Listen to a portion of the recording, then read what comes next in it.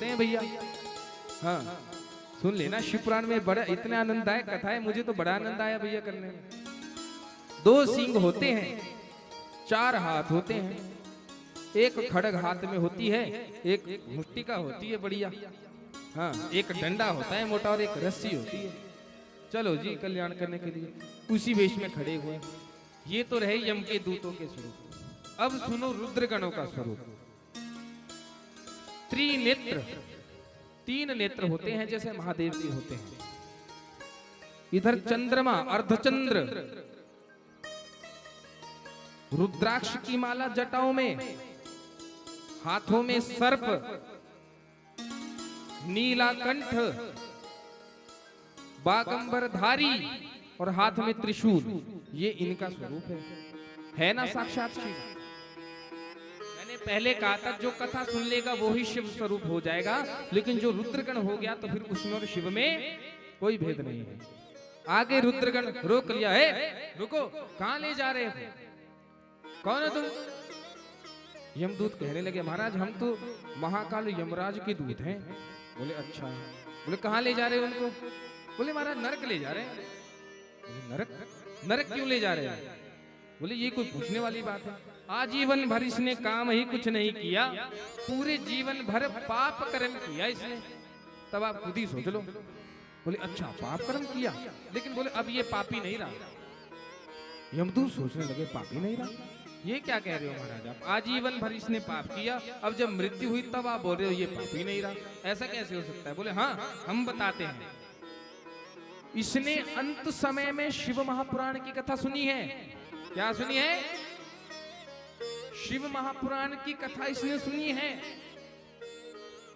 यमराज के दूत कहने लगे वाह वाह, शिव महाराज की कथा सुनी। अरे मन के द्वार खोल के इसने कथा नहीं सुनी, मन से कथा नहीं सुनी, वो तो इसके कान में पड़ रही थी। बोले कोई मन से सुने चाहे ना सुने, कोई जबरदस्ती सुने, खड़ के सुने चाहे बैठ के सुने, लेकिन सुनी तो है ना उसने। उदाहरण के लिए एक दृष्टांत से आप समझिए इस बात को। रुई होती है ना, रुई, उसका ढेर लगाओ आप, खूब ढेर लगाओ, कम से कम 10-15 साल, ठीक है। उसके बाद गलती से एक माचिस उस पे फेंक दो, क्या हो जाएगा?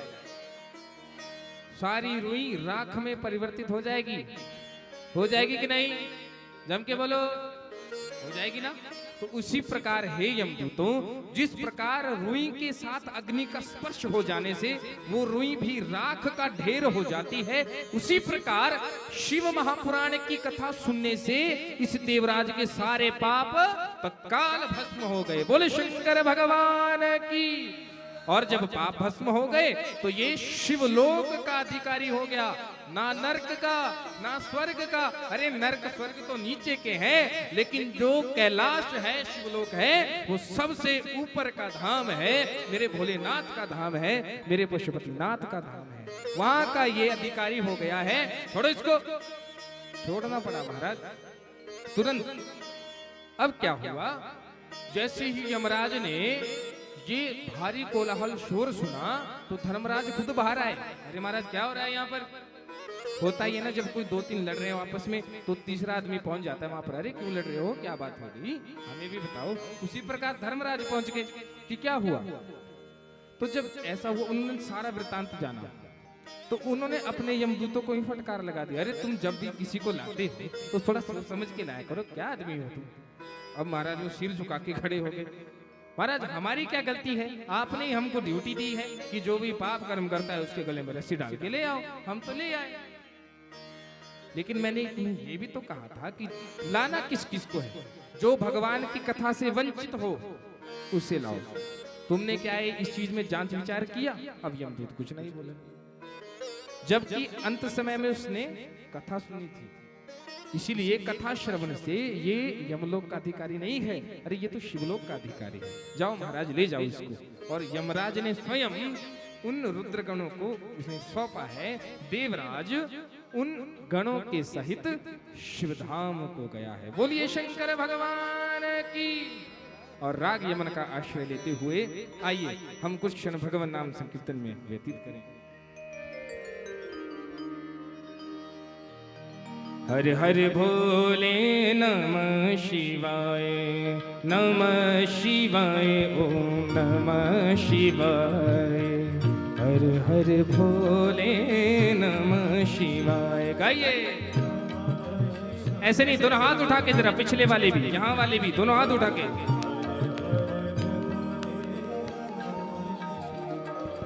नमः शिवाय, ओम नमः शिवाय। हर हर भोले नमः शिवाय, नमः शिवाय।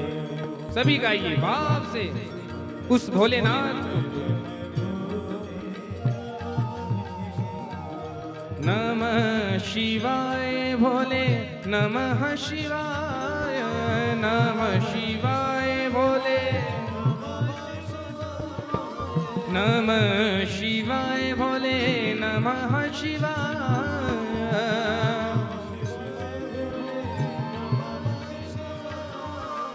हर हर भोले नमः शिवाय, हर हर भोले नमः, नमः शिवाय भोले, नमः शिवाय।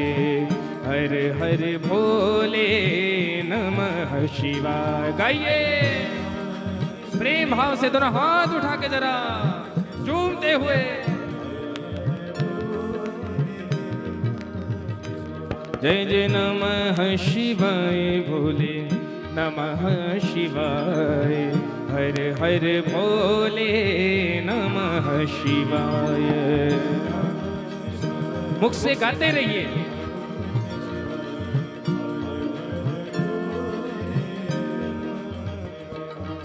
ओम नमः शिवाय बोलो, ओम नमः शिवाय। सभी बोलिए ओम नमः शिवाय बोलो, ओम नमः शिवाय।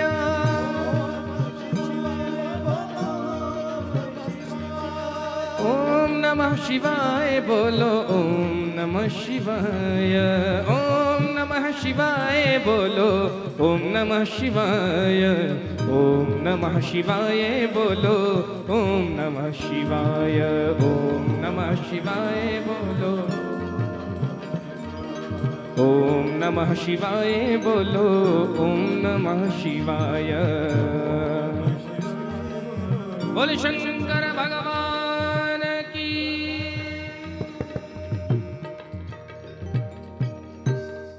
उमापति महादेव की जय। जय श्री सीताराम। तो देखिए अंत समय में श्री शिव महापुराण की कथा सुनने से उसने, जिसने जीवन भर पाप कर्म ही किया, जिसने अपने माता पिता को मार दिया, वैश्यावृत्ति की, जीवन भर एक भी रुपया भगवान के सत्कर्म में खर्च नहीं किया, वो भी शिवलोक की प्राप्ति कर रहा है महाराज। इसलिए इस कथा के बारे में क्या कहा है? धन्या शिव पुराणस्य कथा परम पावनी, यस्याः श्रवण मात्रेण पापियानपि मुक्ति भाव। धन्या शिव पुराणस्य कथा परम पावनी, यस्याः श्रवण मात्रेण पापियानपि मुक्ति वा। महाराज धन्य है, धन्य है, धन्य है। क्या धन्य है? अरे ये शिव पुराण की कथा धन्य है। क्यों धन्य है? अरे जिसके सुनने मात्र से, जिस कथा को श्रवण करने मात्र से इतना महापापी देवराज भी तत्क्षण मुक्त हो गया महाराज। इतना दिव्य प्रभाव है इस कथा का, सोच लीजिए। अब कहा कि हे सुत जी महाराज, हम धन्य हो गए, आपने इतना दिव्य हमें ये प्रसंग सुनाया है। इस इतिहास को सुन के तो मेरा मन आनंद में निमग्न हो रहा है। कथा है कैसी? कथा वैसी ही है कि किसी कथा को सुन के यदि आपका मन आनंद में निमग्न हो रहा हो तो ही कथा सफल है महाराज। हाँ, आप लोगों को भी आनंद आ रहा है कि नहीं? जिसको आनंद आ रहा है खड़े हाथ करके बताओ भोले बाबा को। अरे वाह, ओम नमः शिवाय। अरे बोलो जम के, ओम नमः शिवाय। नमः पार्वती पते हर हर महादेव। हाँ, महादेव का नाम लेते रहिए भैया, वही आनंददायक है। और देखिए यहाँ पर कहा कि हे महाराज, आपने ये जो प्रसंग हमें सुनाया ना, इससे हमारा मन आनंद में निमग्न हो रहा है महाराज। हम और कुछ सुनना चाहते हैं महाराज। क्यों? क्योंकि इससे इतना आनंद आया कि हम और सुनने की इच्छा को कम कर ही नहीं पा रहे हैं। इसलिए महाराज आपसे निवेदन है कि अन्यामपि कथाम शंभो वद प्रेम विवर्धनम। कोई ऐसी और कथा सुनाइए महाराज, जिससे भोले बाबा के चरणों में और ज्यादा प्रेम हमारा हो जाए। कृपा करके कुछ ऐसी कथा सुनाइए। जब ऐसा कहा तो दूसरा प्रसंग सुनाया। बोले हाँ, दो और पापी थे जिनका मैं तुम्हें प्रसंग श्रवण करवाता हूं, लेकिन हम ऐसे नहीं, हम रागपुरी अधनाश्री का आश्रय लेंगे इसके लिए। तो आइए प्रेम भाव से श्रवण करें।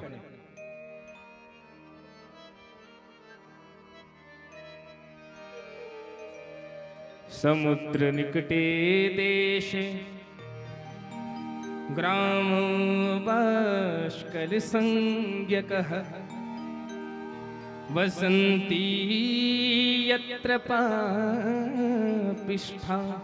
वेद धर्मोज्झिता जनाः। एक और प्राचीन इतिहास यहाँ पर सुनाया है। हे माता, बीच में बात नहीं करनी बिल्कुल भी। बात करने के लिए बाहर बहुत जगह है। अभी आगे कथा आएगी, जो बीच कथा में बोलता है ना, बातचीत करता है, उसका क्या हाल करते हैं महादेव। आने वाली अभी 15-20 मिनट में लग जाएगा पता तुम्हारे को। बोले शंकर भगवान की। हाँ, 3 घंटे मुझे प्रेम से चाहिए आप लोगों के, बाकी आप पूरे दिन जो मर्जी करो भैया। बोलो हर हर महादेव। हाँ, अब ध्यान से सुनिए। दूसरा जो प्रसंग यहाँ पर प्रारंभ हो रहा है, वो बिंदुक और चंचुला का प्रसंग जो है वो प्रारंभ हो रहा है। समुद्र निकटे देशे ग्रामो बाष्कल संज्ञकः वसन्ति यत्र पापिष्ठा वेद धर्मोज्झिता जनाः।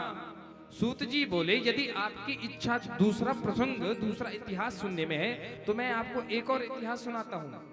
एक बाष्कल नाम का नगर था। क्या नाम था गांव का? बाष्कल। तो वहां पर महापापी, वैदिक धर्म से विमुख, दुष्ट, मूर्ख और पर स्त्री गमन करने वाले सारे द्विज रहते थे महाराज। द्विज कौन होता है?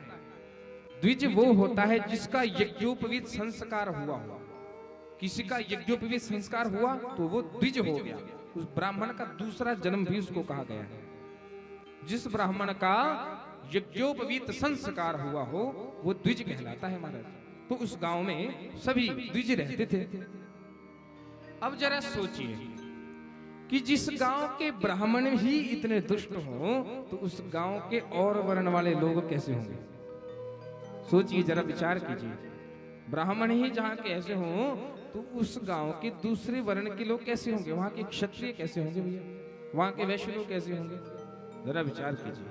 और फिर बात आई स्त्रियों की। ये तो पुरुषों की बात की, अब स्त्रियों की बात सुनिए। स्त्रियः सर्वाश्च कुटिलाः स्वैरिण्यः पापलालसाः। स्त्रियों के बारे में ये बताया कि या उस नगर की स्त्रियां तो एक नंबर की कुटिल स्वभाव की थी। कैसे स्वभाव की थी? कुटिल स्वभाव वाली, पापासक्त, बुरे विचारों वाली और सदाचार से शून्य, बिल्कुल शून्य। और उनको एक ही चीज में बड़ा आनंद आता था भाई, वो आनंद है लड़ाई झगड़ा। क्या है? लड़ाई झगड़ा।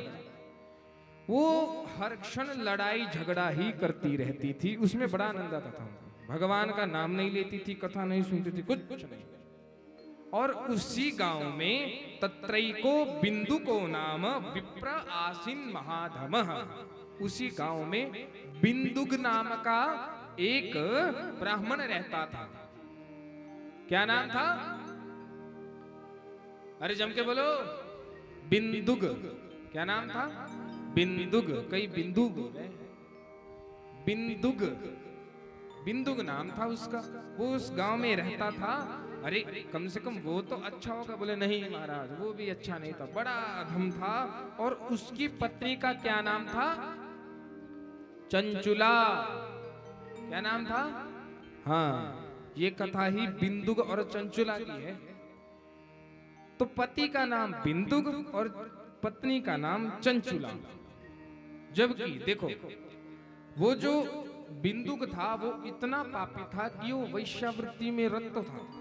जबकि उसकी पत्नी इतनी सुंदर थी, लेकिन फिर भी अपनी इतनी सुंदर मनोभाव वाली पत्नी को छोड़ के वो वैश्यगामी हो गया। इतने दुष्ट कर्म उसने कर ली। ऐसा करते करते कई वर्ष बीत गए महाराज। अब अपना धर्म नहीं छूट जाए, अपने धर्म का नाश नहीं हो जाए, ऐसा विचार करके वो चंचुला तो कम से कम धर्म में रही। उसने कोई भी काफी समय तक उसने क्लेश सहा, लेकिन कुछ समय बाद क्या हुआ कि वो भी धर्म से भ्रष्ट हो गई। क्यों? क्योंकि उसका पति ही दुराचारी था। जब पति ही दुराचारी हो गया तो पत्नी भला कैसे स्वधर्म में रह सकती है? तो इसलिए कुछ समय तक अपने धर्म का पालन करने के बाद वो पत्नी भी काम पीड़ित होकर दुराचारिणी हो गई। एक दिन क्या हुआ, उसका पति जो था ना बिंदुक, उसने अपनी पत्नी चंचुला को किसी अन्य पुरुष के साथ रति करते हुए देख लिया। उसको बड़ा क्रोध आया। वो उसे खींचकर ले जाकर मारने लगा, पीटने लगा। जब डांटने लगा, मारने लगा, तो उसकी पत्नी ने कहा, भवान प्रतिदिनं कामं रमते वैश्यया कुधिः मां विहाय स्वपत्नीं च युवतीं पतिः सेवनम्।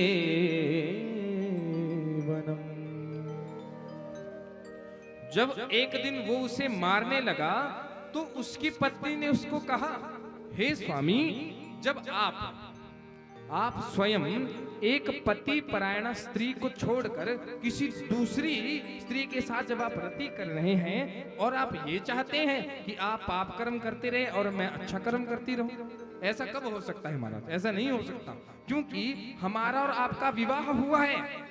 मैं नवयौवन हूँ, नवयुवती हूँ, और मैं आपके बिना इस कामजन्य दुख को कैसे सहन कर सकती हूँ? आप तो ये चाहते हैं कि बस आप ही ये कार्य करते रहें और मैं अपने धर्म में अडिग रहूं।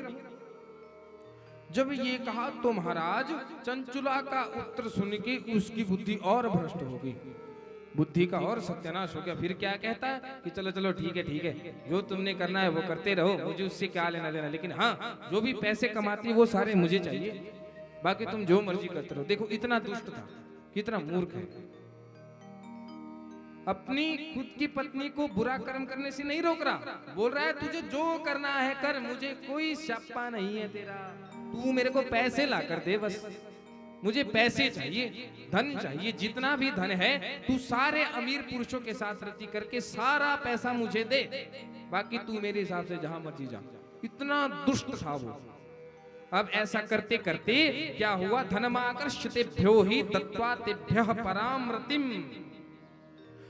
उस दुष्ट बिंदुक ने अपनी पत्नी चंचुला को इसी प्रकार दुष्ट काम में संलग्न कर दिया। और फिर बहुत समय जब बीत गया तो उस पापी बिंदुक की मृत्यु हो गई। अब सुनना कि अब मृत्यु के बाद क्या हाल हुआ उसका। आजीवन भर पाप कर्म किए तो नरक में गया। कहां गया? कहां गया? हाँ, नरक में गया। पूरे आजीवन भर इतने दुष्ट कर्म किए कि नरक को जब गया और नरक के सारे कर्म भोग के एक एक नरक में जाके, अभी एकादश दिवस की कथा में उमा संहिता अंतर्गत आपको नरक वर्णन सुनाया जाएगा कि क्या करने से क्या हाल होता है, तो अच्छे से सुन लेना। आप भी उमा संहिता में वर्णन है, जब महादेव बताते हैं कि मैंने क्या क्या स्पेशल नरक बनाए हैं लोगों के लिए, जो जैसा कर्म करेगा ऐसी आंच में पकाऊंगा कि बढ़िया तड़का लगाऊंगा। हाँ, तो वैसा ही जैसा कर्म किया तो नरक में गया। अब रोने लगा, महादेव क्षमा कर दो। लेकिन महादेव ने क्या किया, पहले तो नरक में भेजा, उसके बाद पिशाच और बना दिया। और विंध्य पर्वत पर भेज दिया, जो स्पेशल पिशाचों के लिए फेमस है हमारा। विंध्य पर्वत जो है वो पिशाचों का डेरा है, वहां उस पर्वत पर कोई नहीं जा सकता, जो गया वो पागल हो गया। हमारा विंध्य पर्वत ऐसा है, इसलिए तो वहां विंध्यवासिनी रहती है। विंध्य पर्वत पर जाकर पिशाच हो गया। इधर चंचुला जो है धीरे धीरे जब समय बीतता गया, आयु जब घटती गई तो चंचुला भी अब वृद्ध हो गई, बूढ़ी हो गई और पाप कर्म करते करते बूढ़ी हो गई। एक दिन क्या हुआ, संयोगवश वह चंचुला अपने भाई और बंधु बांधवों सहित जो है वो गोकर्ण क्षेत्र में गई और वहां उसने तीर्थ जल में स्नान किया।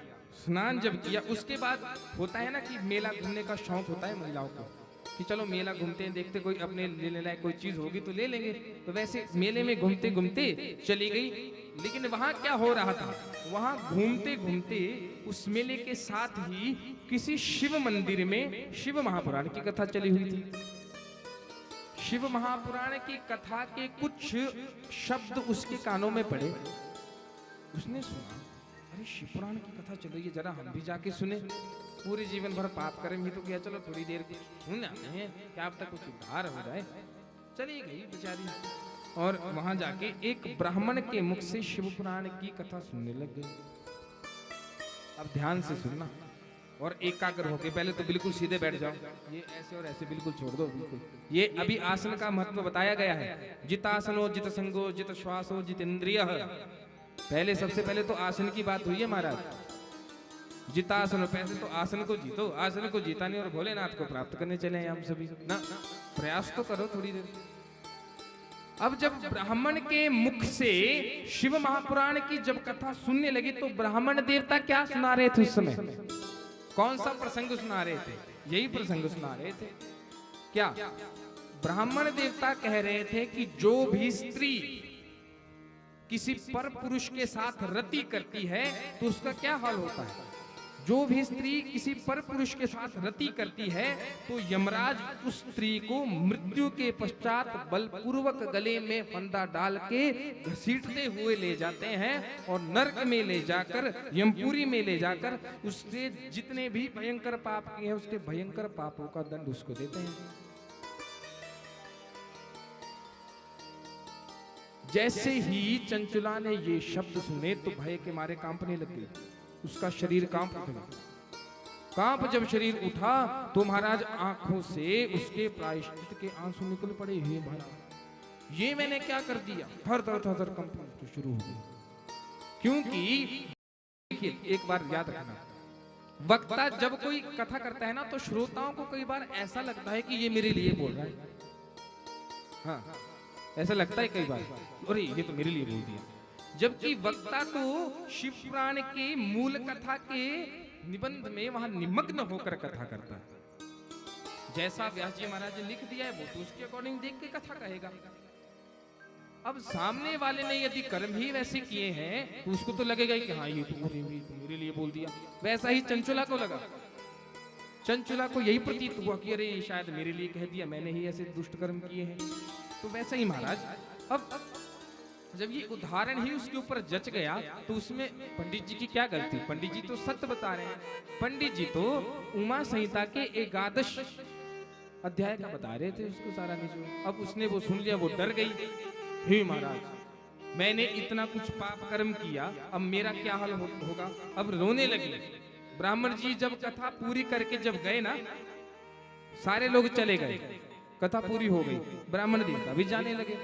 तो उसने क्या किया, ब्राह्मण देवता के चरण पकड़ लिए और जोर जोर से रोने लग गई महाराज। और जब रोने लगी तो साथ में एक एक बात कहने लगी, हे ब्राह्मण देवता मुझसे बहुत बड़ी भूल हो गई, मैं अपने धर्म को नहीं जानती थी और अपने धर्म को नहीं जानती थी, इसी कारण मुझसे बहुत बड़ा दुराचार हुआ है महाराज, मैंने घोर पाप किया है। हे महाराज मैं आपकी शरण में हूं, मेरा उद्धार कर दीजिए महाराज। बड़ी करुणा हो के राग यमन में प्रार्थना कर रही है, हे महाराज मेरा उद्धार कर दीजिए। मैंने अपना पूरा जीवन कामांध होकर संपूर्ण युवावस्था सहित व्यभिचार में ही बिताई है, अच्छा काम कोई किया ही नहीं। संपूर्ण जीवन व्यभिचार किया है महाराज।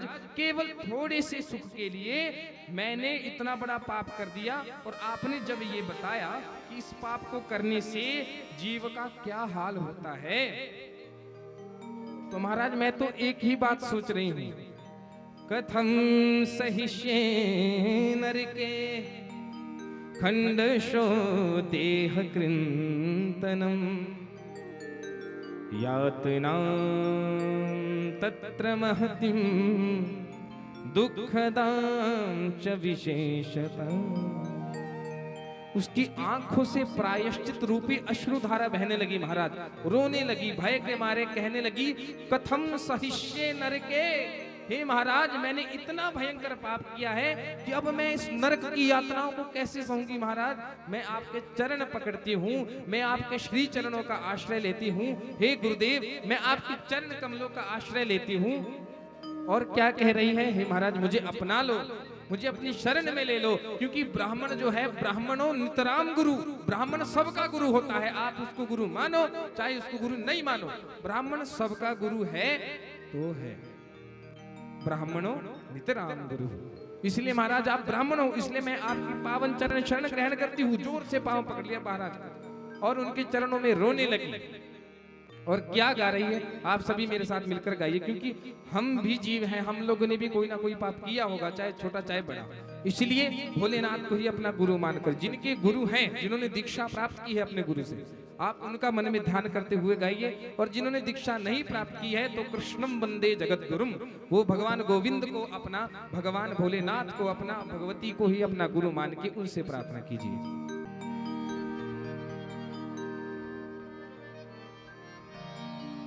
गुरुदेव दया करके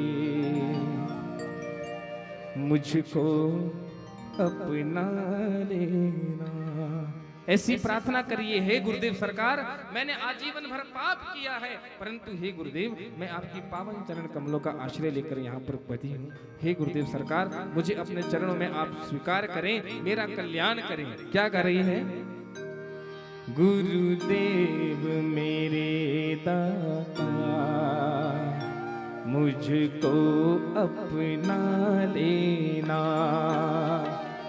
गुरुदेव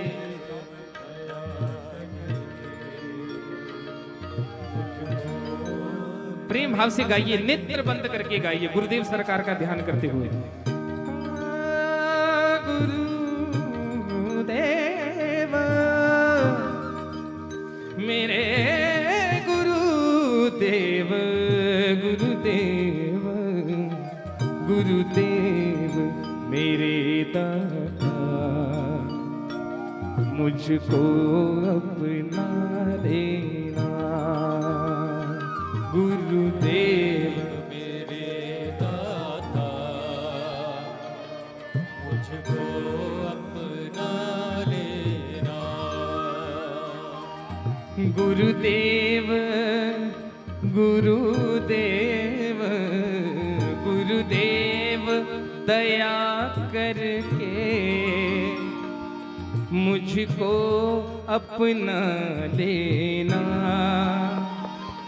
गुरुदेव दया करिए, प्रार्थना करिए, मुझको अपना लेना, मैं शरण पड़ा तेरी चरणों में जगह देना, मैं शरण पड़ा तेरी, हे गुरुदेव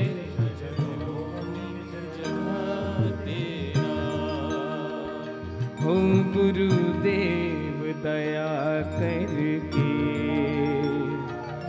मुझको अपना लेना, गुरुदेव दया कर। सभी गाइए, करिए प्रार्थना गुरुदेव से।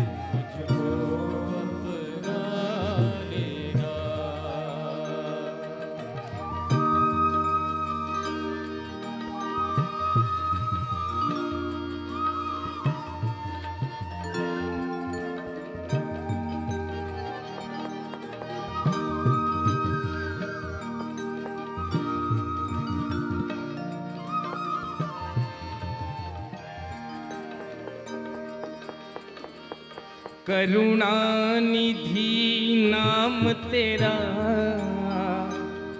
करुणा दिखलाओ तुम, करुणानिधि नाम तेरा,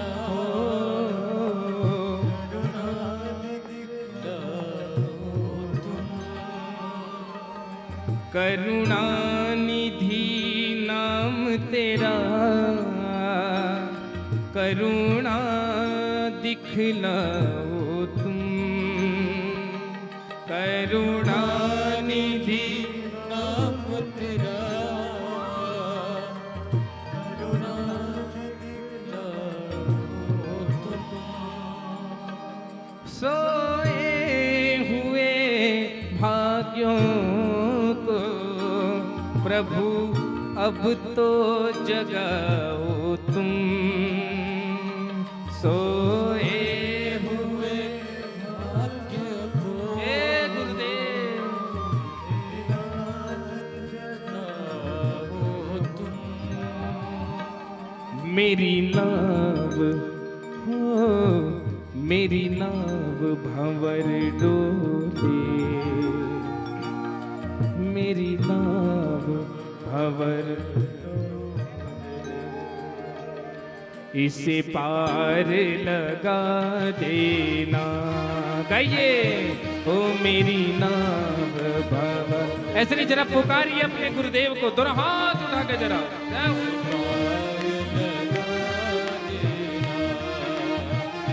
ओ गुरुदेव दया करके मुझको अपना लेना, गुरुदेव दया करके। जय हो, जय हो। हो मुझको अपना लेना, मुझको अपना लेना, हो मुझको अपना लेना, मुझको।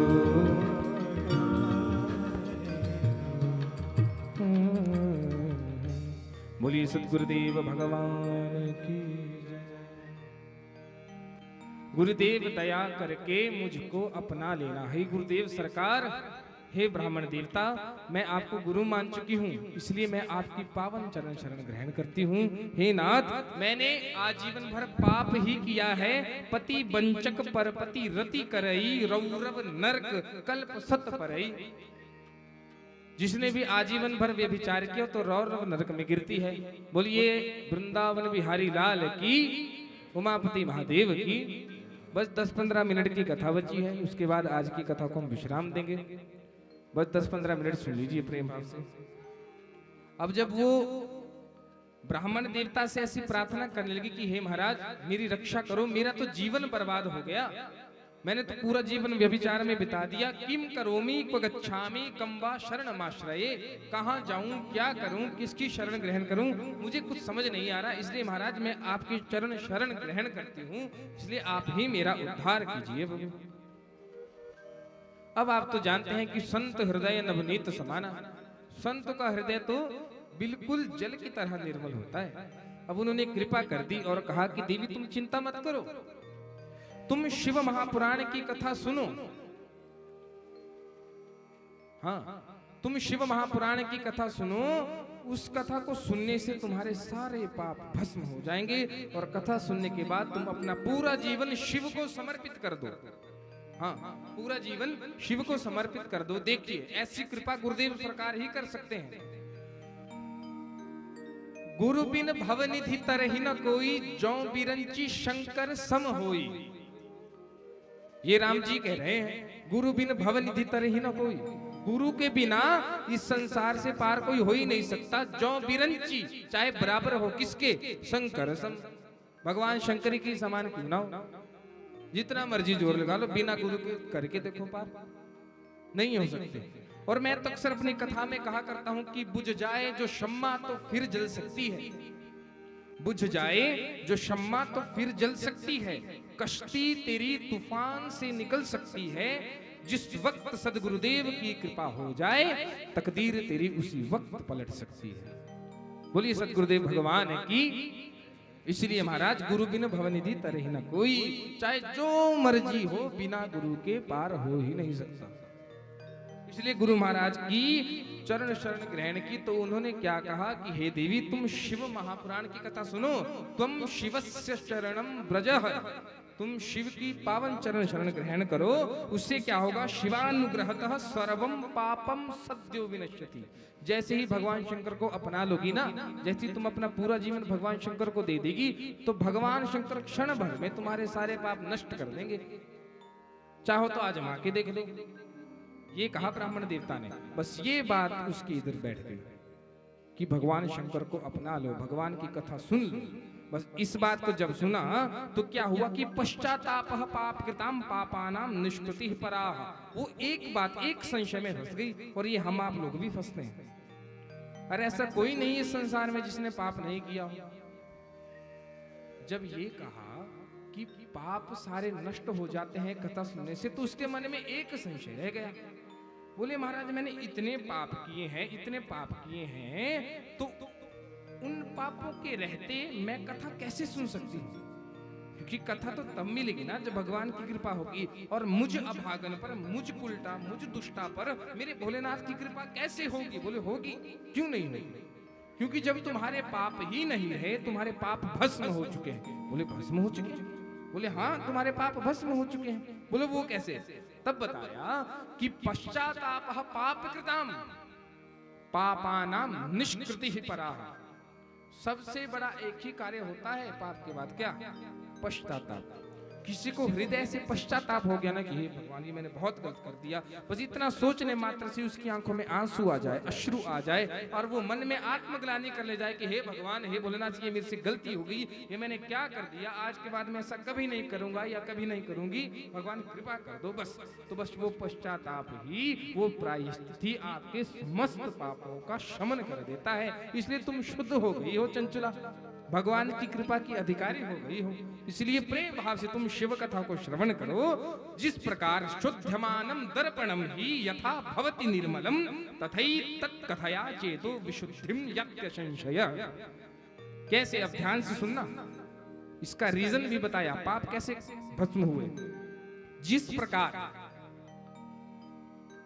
बिना पाप भस्म किए आप भगवान को प्राप्त नहीं कर सकते, प्रायश्चित करना पड़ेगा, और जब तक प्रायश्चित नहीं करोगे तब तक कुछ दिखने वाला नहीं है भगवान का दर्शन। कैसे?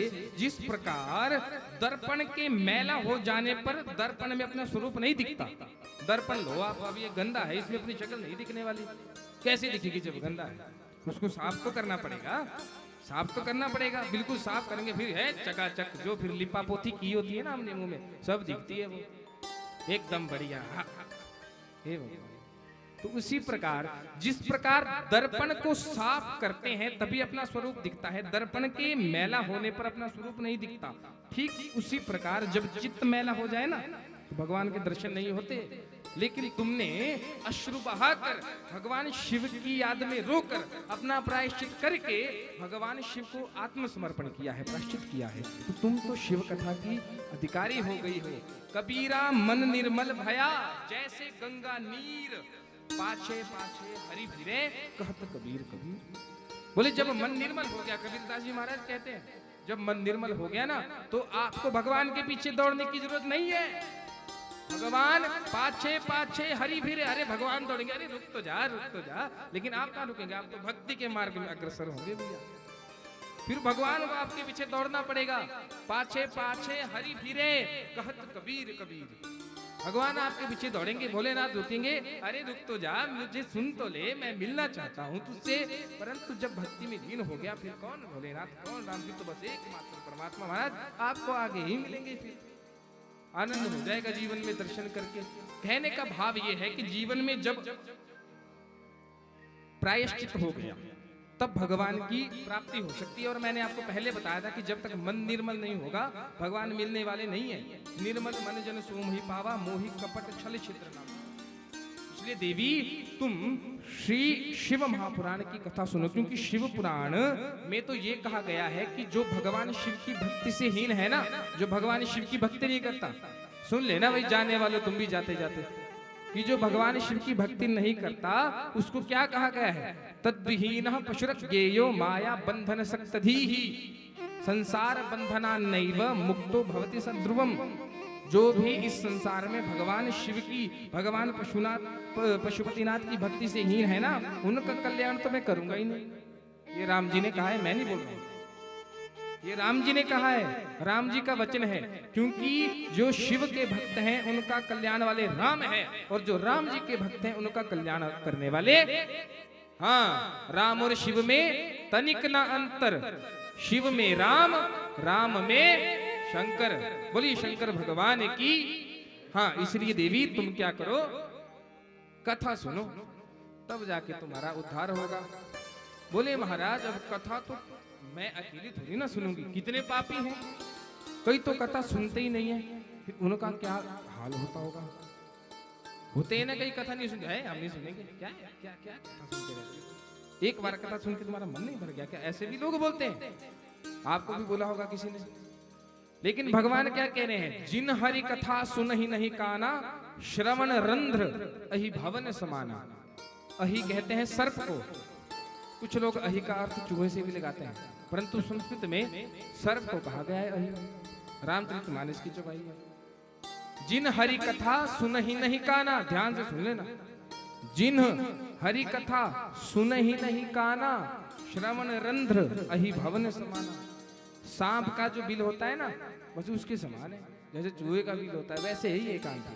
अगर भगवान की कथा नहीं सुनेंगे तो नयन ही संत दर्श नहीं देखा, लोचन मोर पंख कर लेखा। अरे जिसने भगवान के सुंदर स्वरूप का दर्शन नहीं किया तो क्या फायदा उसके नेत्र का जो भगवान ने उसको दिए हैं। जो महादेव का दर्शन नहीं कर सका, जो पशुपतिनाथ का दर्शन नहीं कर सका, जो शिव भगवान का दर्शन नहीं कर सका, उसके नेत्र कैसे हैं? मोर पंख देखा है आप सभी ने, उस पे क्या बना होता है, एक नेत्र जैसा, देखना नीला हरा और थोड़ा थोड़ा है, नेत्र का आकार बना होता है, बस वैसे ही है उसके नेत्र भी, कोई फायदा नहीं है उनका, ऐसा कह रहे हैं संत लोग। गोस्वामी जी महाराज ने तो ये कहा। अब देखिए जब ये कथा सुनने लगी ना देवी, उसने एक चित्त होके कथा करवाई, कथा सुनने लगी, प्रेम हो गया भोलेनाथ जी के चरणों में। गोकर्ण नामक क्षेत्र में जब उसने उन ब्राह्मण जी के श्रीमुख से कथा सुनी तो भगवान शंकर ने जब कृपा की तब क्या हुआ, सबसे पहले जब भगवान कृपा करते हैं तो ध्यान रखना, बोलते हैं ना कि भगवान शंकर मिलेंगे तो सबसे पहले क्या होगा। अब आपको ये पता करना है कि भगवान शंकर हमें मिल रहे हैं कि नहीं मिल रहे हैं, उसका सबसे आसान उपाय, सबसे आसान उपाय, सबसे पहले आपको क्या होगा कि आपको इस संसार से वैराग्य हो जाएगा। आपका मन संसार में लगने वाला है ही नहीं, आपको कोई रुचि नहीं रहेगी संसार में। बोले मुझे तो भोले बाबा चाहिए बस। वैसा ही इस चंचला को हुआ, भोले बाबा में ध्यान लग गया, वलकल वस्त्र धारण करती प्रतिदिन रुद्राक्ष की माला से ओम नमः शिवाय, ओम नमः शिवाय, ओम नमः शिवाय, बस इसी मंत्र का जाप करती। और ऐसा करते करते करते अब अंत समय में शरीर जब छूटता है तो कष्ट होता है, बहुत बहुत कष्ट होता है। कहते हैं गरुड़ पुराण में और श्रीमद् भागवत में वर्णन आया है कि जब कोई मनुष्य शरीर छोड़ता है ना तो 100 बिच्छू जब एक साथ डंक मारे तो उतना दर्द होता है। एक बिच्छू के डंक मारने से क्या हाल होता है, जब 100 बिच्छू इकट्ठे डंक मारेंगे तो उतना दर्द होता है मृत्यु के समय। लेकिन शिव कृपा से चंचला ने जब शरीर छोड़ा तो उसे एक कण मात्र भी दर्द नहीं हुआ, ये शिव कृपा।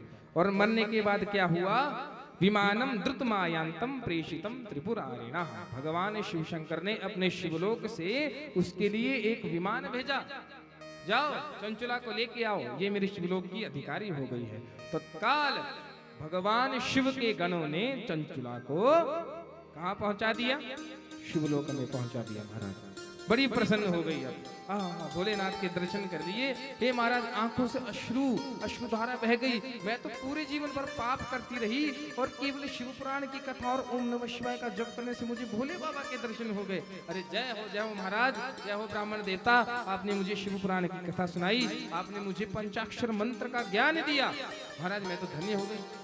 लेकिन एक चिंता उसको हो गई। अब बताओ वो कौन सी चिंता है जो उसको हो गई होगी? बताओ। एक पत्नी का अपने पति के प्रति समर्पण भाव रहता है, प्रेम रहता है, तो मरने के बाद भी उसको अपने पति की याद आ रही है। वो सोच रही है कि मैं तो शिव जी को प्राप्त कर चुकी हूँ, शिवलोक को प्राप्त कर चुकी हूँ, पर जो मेरा पति था, जो इतने नीच कर्म करता था, उसका क्या हाल हुआ होगा। अब पार्वती माता से प्रार्थना करती है, जय जय गिरिवर राज किशोरी, जय महेश मुख चंद्र चकोरी। हे पार्वती माता, मेरी आपसे एक ही प्रार्थना है, एक ही निवेदन है कि मुझे तो भोलेनाथ की कृपा से शिवलोक में वास मिलेगा, पर मेरे पति कहाँ है, उसका क्या हाल हुआ है। हे भगवती, कृपया मुझे बताने की कृपा करें। तो जब पूछा तब उन्होंने बताया कि वेश्या भोगी महामूढ़ो मृत्वा स नरकम गतः। वो मूढ़, वो पापी, वो दुराचारी जब मरा तो नरक को गया है। हाँ, नरक को गया है और सारे नरक की यातना भोग कर अब अंत में कहाँ है, विंध्य पर्वत पर पिशाच बना हुआ है। अब बेचारी रोने लग गई, बोले मेरे पति का ऐसा हाल हो गया, हे भगवती कुछ कृपा करो, उनका उद्धार हो जाए बस एक बार। अब जब बहुत प्रार्थना की तब भगवती जी ने किनको बुलाया, तुम्बुरु जी को। किनको? ध्यान से नाम लेना, तुम्बुरु। हाँ, 11 दिन की कथा में चलेगा इनका प्रसंग। तुम्बुरु जी महाराज को बुलाया। अब आप सोच रहे होंगे कि ये तुम्बुरु जी महाराज कौन है, बताता हूं ना। तुम्बुरु जी महाराज जो है ये नारद जी के मृत्य हैं और गंधर्व हैं। क्या है? गंधर्व हैं। इनका गाने बजाने का काम होता है, जैसे ये लोग कर रहे हैं ना हमारे, वैसे ही है।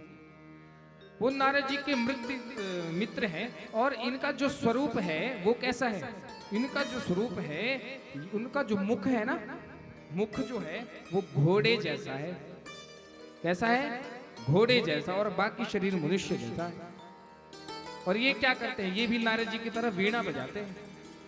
इनको बुलाया भगवती ने कि हे महाराज तुम्बुरु जी आइए और जरा शिव कथा सुनाइए उनको। किनको? बिंदुक जी महाराज को। तब जाके छूटेंगे। गए, शिव कथा सुनाई, और जब बिंदुक का उद्धार हुआ तो दोनों जब शिवलोक पहुंचे तो महादेव की स्तुति करने लगे। बड़े प्रसन्न हो गए आज। हे महाराज धन्य है ऐसी पत्नी। अब देखिए, पत्नी, वाइफ और धर्म पत्नी, इन तीनों में फर्क होता है। 6वें दिन की कथा में बताऊंगा, जब पार्वती मैया को एक ब्राह्मणी उपदेश देती है कि वाइफ, पत्नी और धर्म पत्नी, इन तीनों में क्या भेद है। तो भगवान की स्तुति की, कहा धन्य है ये शिव महापुराण की ये दिव्य कथा, जिसने मुझे इतनी भयंकर पिशाच योनि से छुड़ा दिया। दोनों ने महादेव की आराधना की और उसके बाद क्या हुआ, हे सूत जी महाराज आप समस्त भक्तों में श्रेष्ठ हैं। अब सिर्फ इतना बताइए कि इस कथा को सुनने के नियम क्या है। बस 6-7 नियम हैं और उसके बाद आरती। मुख्य नियम सुनाऊंगा क्योंकि समय काफी हो गया है इसलिए, परंतु कथा का नियम है, बीच में कथा हम छोड़ते नहीं, ये हमारे गुरुदेव की आज्ञा है भैया। तो थोड़ी देर और सहलो हमें, तो बस 5-10 मिनट की बात, ज्यादा समय नहीं लूंगा। इधर कहा गया है कि सबसे पहले जब शिव पुराण की कथा रखनी हो ना, तो आजकल लोग क्या करते हैं, जब मन करा तब कथा रख दी, चलो महाराज हो गया काम। 2 पंडित आए, अरे कोई मजाक है क्या, कथा मजाक बनाया हुआ है कथा का, ना कोई मुहूर्त, ना कोई नियम, ना ब्राह्मण पूजन, ना व्यास पूजन, ना स्वागत, ना सत्कार, कुछ नहीं, ड्रामा बनाया हुआ है, बस हो गई कथा। लेक्चर थोड़ी ना चला है यहाँ पे कोई साइंस का, भगवान की कथा है। नरक भेजने में सेकंड नहीं लगाते महादेव, वो क्या सब कुछ नहीं देख रहे हैं, ऐसा ड्रामा चला हुआ है हमारा। नियम सबसे पहला यही बुलाया कि किसी एक विद्वान ब्राह्मण को बुलाओ, उसको दान दो, उसको संतुष्ट करो, प्रार्थना करो कि हे महाराज हम शिव महापुराण की कथा करवाना चाहते हैं, इसलिए हे प्रभु आप शुभ मुहूर्त देखें और मुहूर्त देख के हमें बताएं नियम पूर्वक हम कैसे इस कथा का आयोजन करें। पहला नियम तो ये हुआ। दूसरा नियम क्या बताया, सभी को संदेश भेजना है। ये नहीं कि किसी के साथ अपना ईर्ष्या भाव हो, लड़ाई झगड़ा हो कि अरे हम तो कथा करेंगे, इसको नहीं बुलाएंगे। दक्ष ने किया एक बार ऐसा, अपने को विद्वान बना ही काट दिया वीरभद्र महाराज जी ने, सेकंड नहीं लगाया। उसी प्रकार भगवान की कथा है, उनको समर्पित करनी है, करने कराने वाले यही तो है। बेशक माध्यम हम लोग आप लोग हैं, करने वाला माध्यम ये दास है, सुनने वाले लोग आप हैं, परंतु करने कराने वाला वास्तविकता में तो वो महादेव ही है। उसी प्रकार सबको न्योता दो, सबको बुलाओ। और तीसरा क्या बात, तीसरी बात जो बताई, जो अपना कल्याण चाहता हो ना उसको ये कथा जरूर सुननी चाहिए। और खासकर दूरे हरि कथा के चिद दूरे शंकर कीर्तना। ऐसा नहीं कि नजदीक वालों को ही बुलाओ कि हाँ ज्यादा से ज्यादा पिंजौर वाले तक बुला दिया, कालका वालों को बहुत दूर है, नहीं, दूर दूर तक जिनको भी आप जानते हो सबको बुलाओ। भगवान शंकर कह रहे हैं सबको बुलाओ। और इसमें क्या बताया, कोई अगर 11 दिन की कथा नहीं सुन सकता, क्योंकि एकादश दिवसीय शिव पुराण होता है, अब समय नहीं होता कई की बात, अगर 11 दिन की कथा नहीं सुन सकते कम से कम 5 दिन की सुनो। अगर 5 दिन की भी नहीं सुन सकते कम से कम 3 दिन की तो सुनो। 3 दिन की भी नहीं सुन सकते कम से कम 1 दिन की तो सुनो ही सुनो, पर सुनो जरूर। क्योंकि नावकाशो यदि प्रेमना गंतव्यम दिन में एककम, भगवान की कथा तो एक क्षण में तार देती अगर कोई सच्चे दिल से सुने। और दूसरी बात, कथा कहाँ करवाएं, एक खुशी तो मुझे बहुत हुई यहाँ आकर, ये आप लोगों ने कथा पंडाल बड़ा सुंदर बनाया। इसी बात पे तालियां बजा लीजिए आप लोग, कमेटी वालों के लिए भी जोर से बजाओ भाई। हाँ, पंडाल बड़ा अच्छा लगाया है, साउंड भी बहुत बढ़िया लगी है, इनके लिए भी तालियां बजाओ एक बार। सत्कार सबका होना चाहिए। आप लोगों के लिए इतनी अच्छा व्यवस्था की है हमारे कमेटी वालों ने, की है कि नहीं की है, बोलो जम के बोलो। हाँ, तो ताली बजाने में कंजूसी क्यों करे भाई। हाँ, तो देखिए कथा की व्यवस्था, स्थान कैसा हो, कहां करें, और इस मामले में आप भाग्यशाली हो। हे भगवान, मैं तो बड़ा प्रसन्न हुआ जब मैंने ये शिव पुराण पढ़ा ना, पहली बार जब पढ़ा था मैंने, तो मैंने तभी सोचा था कि हे भगवान कुछ ऐसी कृपा हो कि पहली कथा जब मैं शिव पुराण कहूं तो किसी शिवालय में मौका मिले बस एक बार। इसीलिए मैं प्रार्थना करने आया था कि मैं पूरा आजीवन भर मैं निस्वार्थ सेवा करूंगा, बस पहली कथा मुझे शिव पुराण की किसी शिवालय में मिल जाए। इससे पहले तो 5-6 कथाएं भगवान नारायण ने करवाई हैं, परंतु शिव पुराण की ये पहली कथा है जो आप लोग सुन रहे हैं। मैं भी पहली कथा कह रहा हूँ शिव पुराण की। और क्या कहा है यहाँ पर, ध्यान से सुनना, आपको अपने भाग्य का पता भी लग जाएगा 1 मिनट में। जब स्थान बताया तो कहा कि शिवालये च तीर्थेवा वने वापि गृहे धवा कार्यम शिव पुराणस्य श्रवण स्थल उत्तमम। शिव पुराण के लिए सबसे श्रेष्ठ स्थल शिव मंदिर, जहाँ शिव मंदिर हो वहाँ शिव पुराण की कथा हो, पूरा फल मिलेगा। बोले शंकर भगवान की। तो अब बताओ आप यहाँ किसका मंदिर है, किसका है, जम के बोलो। हाँ, बोलिए शंकर भगवान की। तो हुआ आनंद की नहीं हुआ, हुआ ना आनंद। तो इसी बात के लिए भोले बाबा के लिए तालियां बजाओ। हाँ, भोले बाबा को करतल ध्वनि और गलरव बड़ा पसंद है। ये भोले बाबा को बड़ा पसंद है, हंसते हैं भोले बाबा। 5 चतुर्थ दिवस की कथा में सती प्रसंग में सुनेंगे आप। तो किस्मत कितनी अच्छी हम लोगों की कि शिवालय में ही हम लोग शिव कथा को श्रवण कर रहे हैं। लेकिन कई बार ऐसा होता है कि शिवालय नहीं होता, फिर कहाँ कथा करवाएं। बोले वनेवा, बोले जंगल में। बोले नहीं, जंगल नहीं, वन का अर्थ है खुले स्थान में, कहीं भी खुला स्थान हो वहां कथा करवाओ। बोले अच्छा। और मुख्य बात, कदली स्तंभ मंडित, वहां पर केले के 4 स्तंभ जरूर होने चाहिए। अगर वो नहीं है तो कम से कम झंडे जरूर होने चाहिए। इसलिए तो हमने झंडे लिखे थे, अब पता नहीं सामान आया कि नहीं आया वो तो आप लोग जाने, पर हमने लिखे जरूर है। हाँ, और फिर तीसरी बात बताई, फल पुष्पादि भी सम्यक, फल और पुष्पों से सजाओ। बेशक नकली हैं पर सजे तो हुए हैं, क्यों, कुछ ना होने से तो बढ़िया है। मुझे तो बड़ा अच्छा लग रहा है, आप लोगों का पता नहीं।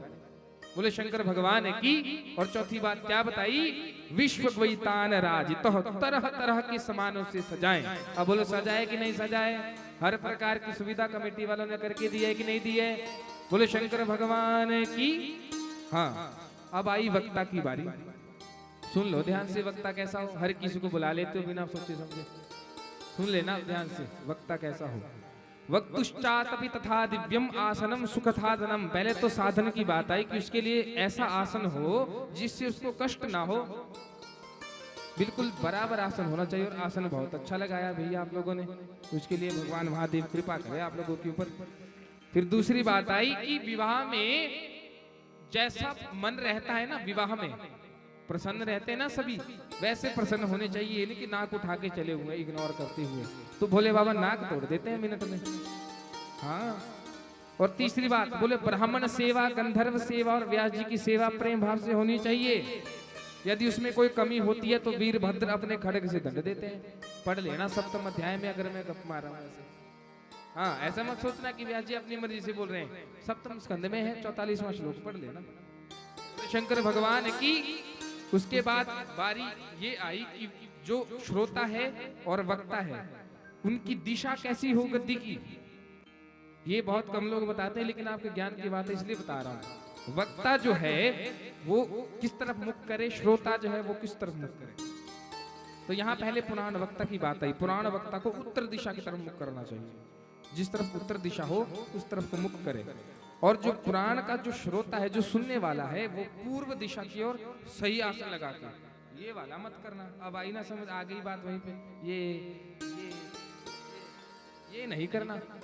दिलेर मेहंदी का प्रोग्राम नहीं चल रहा है यहाँ पे, शंकर भगवान की कथा हो रही है जो आनंद प्रदान करती है। बोलिए शंकर भगवान की। हाँ, ज्यादा नियम नहीं सुनाऊंगा क्योंकि ऐसे तो 1 घंटा और लगेगा। थोड़े थोड़े मुख्य 2 नियम और बच्चे उनको सुना देता हूँ। यहाँ लिखा है कि वक्ता कई बार बालक भी हो सकता है, मध्य आयु का भी हो सकता है और वृद्ध भी हो सकता है। हाँ, सुखदेव महामुनि की आयु कितनी थी, इसको पता है?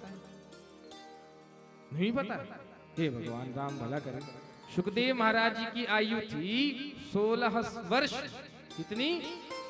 16 साल। तो 16 साल के सुखदेव महामुनि ने परीक्षित को भगवान के धाम की प्राप्ति करवा दी थी, मुक्ति करवा दी।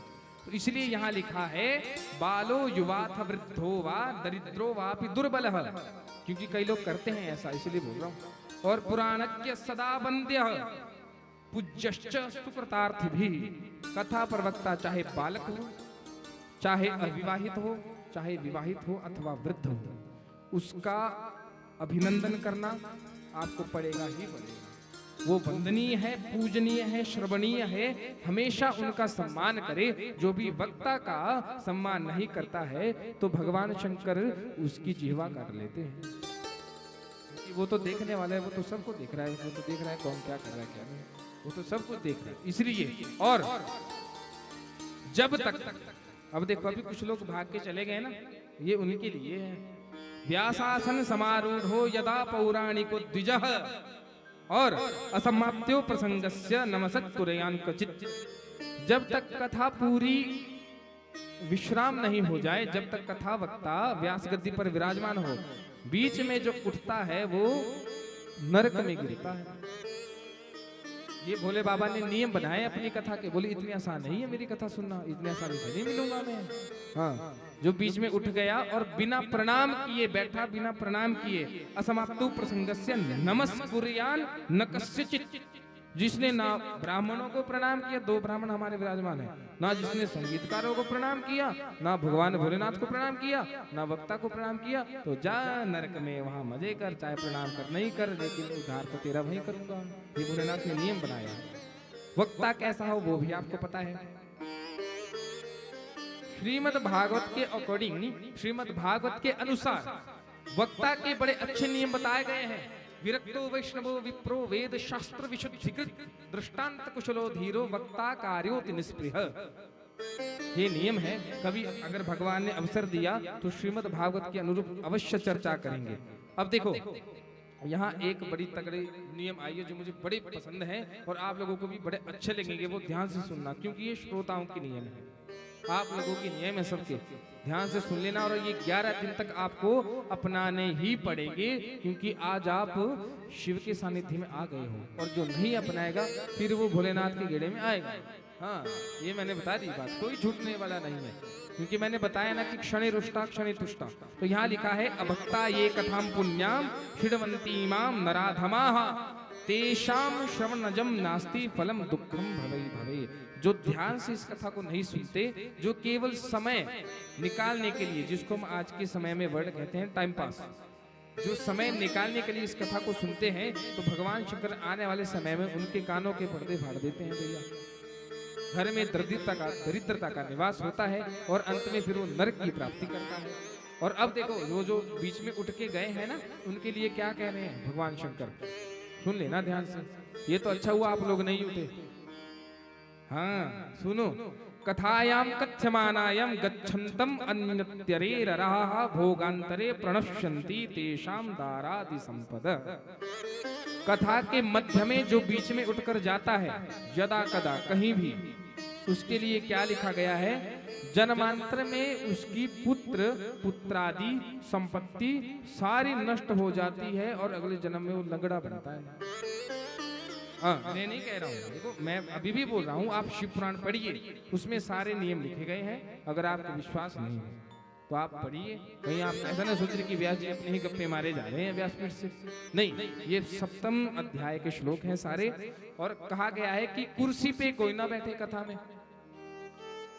हाँ, कुर्सी पे कोई ना बैठे। फिर बात आती है कि महाराज कुछ वृद्ध भी होते हैं, बुजुर्ग भी तो होते हैं, बोले ना उनको कोई दोष नहीं है, लेकिन जिनका शरीर ठीक है, जो कुर्सी पे बैठते हैं, फिर उनको कुष्ठा रोग हो जाता है महाराज, टांगे नहीं चलती और मृत्यु अवस्था बड़ी गंदी होती है।